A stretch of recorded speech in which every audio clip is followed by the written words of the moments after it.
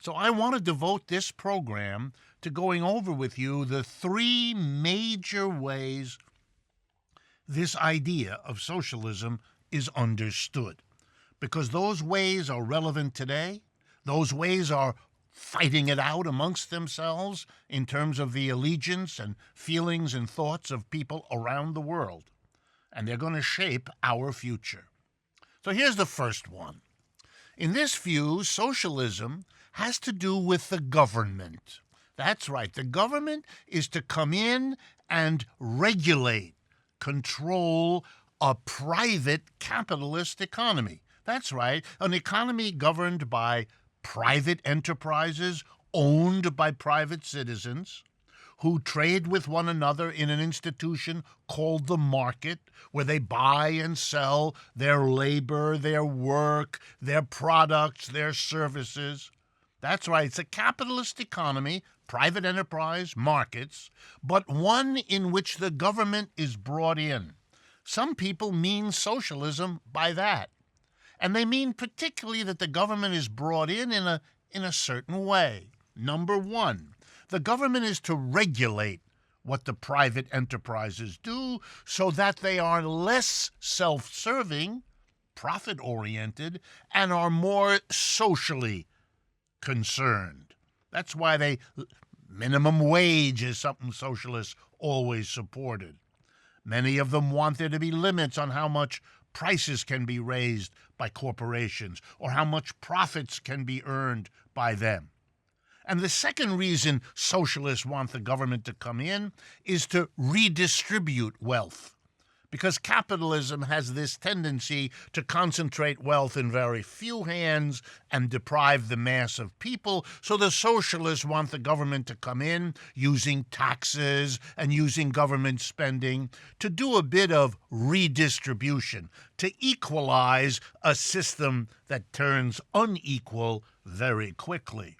So for these people, socialism means that the government comes in, regulates and taxes to make what we might call capitalism, because it leaves business in the hands of private enterprises and markets, but we could call it capitalism with a humane face, capitalism with a certain welfare focus, the welfare of all the people. And here are some examples.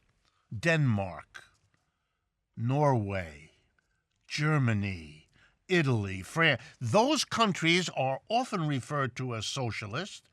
Their governments are often governments of socialist parties, and that's what those parties mean, that they will have the government do this regulating and redistributing. That's one concept of socialism around the world. It's pretty close to what Bernie Sanders means in the United States, or what Jeremy Corbyn means in Great Britain. But here's the second one. In the second view, this first one doesn't go far enough. Because, yes, the government comes in and controls things and redistributes, but it's in a perpetual war, which the government often loses with those very private enterprises who try to get around the government regulation, who try to get around the government taxation. We're all familiar with those examples of companies, for example, Amazon, which has earned billions in profits the last 2 years and paid absolutely no taxes to the United States government. Indeed, this last year, they're getting a refund in excess of $100 million. So we know that private corporations do everything in their power to use their profits, to use their political power, to undo, to evade all of those socialistic regulations and redistributions. And this has led some socialists to say you have to go further. It isn't enough to regulate and redistribute. The government should, here we go, directly take over the enterprises. There shouldn't be private enterprises because those will always be run for the profit of the private owner. If you want the economy to serve everybody, then the agent of everybody, the government, that we all elect, at least in theory, should take over and run the businesses so they behave in the way that's good for everybody, and there isn't this perpetual war between a regulating government and private enterprise. And the same argument says we shouldn't allow the market to decide who gets what, because a market always delivers whatever is scarce to the people with the most money. It's an institution for those who are rich and who stay that way by using the market. So these socialists go further. The government should take over enterprises, literally own and operate the factories, stores, and offices. And instead of the market deciding who gets what, it should be planned in terms of what we want for the society as a whole. These kinds of socialists, after the 1920s, took the name communists to signal that they went further than the other socialists in order to take over, through the government, the apparatus of the economy. So some people mean by socialism government regulating a private capitalism to make it more humane, to make it less unequal. And other people say, no, socialism means, for them, that the government takes over the enterprise and plans the distribution of output rather than leaving it to the market. And this second group of socialists often, not always, but often takes the name communist to show how they're different from the first group. And in those kinds of examples, the Soviet Union, the People's Republic of China, and for parts of their history, Cuba, Vietnam, and so on, are examples. Now let's get to the third kind of socialism that's contesting in the world today. To become the important kind, to become the kind believed in and followed by most people, to win your interest as well.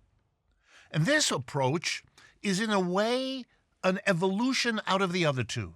It's a kind of critical evolution because it is advanced by people who see some merits in the first kind of socialism, government regulation, the second kind, government operating enterprises, but say we don't think that's enough in one way and it's too much in the other.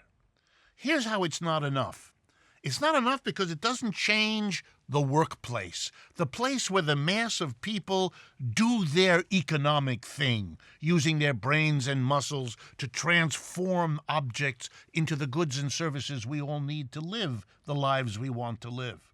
It doesn't change it enough. Meanwhile, it does something too much. It gives too much power to the government. As a government that has this much power to regulate and redistribute, let alone a government that takes over owning and operating, is a government that runs us the risk that it'll do a lot more than these economic things, using its power for political or cultural controls of a society that we have seen and we don't want again.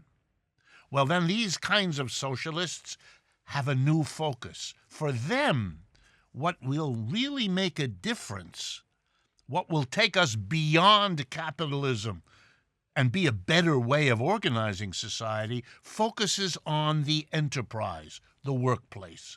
And it goes like this. We have the economic system we have, with its good points and its bad points, in large part because we don't allow democracy into the workplace.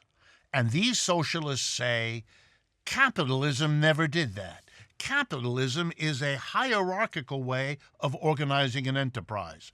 A few people, the owner, the shareholders who have the big blocks of shares, they run capitalist enterprises. The mass of us have no control at all, and they run it for them. And the way to change society to make it better is to have the people who work in an enterprise, all of them, one person, one vote, have democratic control of the workplace as just as important as having democratic control of the community in which you live, the neighborhood in which you exist, and so on. This kind of socialism is micro-focused. It says, let's not talk only about the government and private enterprise. We don't mind private enterprise. The government doesn't have to control everything. There has to be some coordination, but the big issue for us, say these socialists, is the transformation of the workplace, the socialization of the workplace, so it becomes a community run democratically rather than something run by a small number of people who put their benefits, the so-called bottom line, as profits for them rather than a good life for everybody. Okay, those kinds of socialism are arguing with one another for your attention and your allegiance. To be interested in socialism doesn't mean you're necessarily the believer of one or the other. Most real socialist societies have mingled the control function of government with the ownership function of government.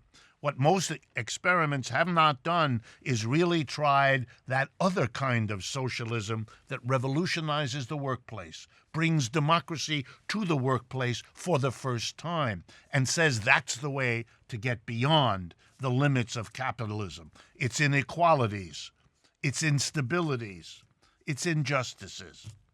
So the question that's being fought out is not the question capitalism versus socialism, or at least it's not only that. It's also a struggle going on among these different definitions and meanings of socialism that are just as important to what's going on as the so-called struggle between capitalism and socialism that was so crucial in the last 100 years.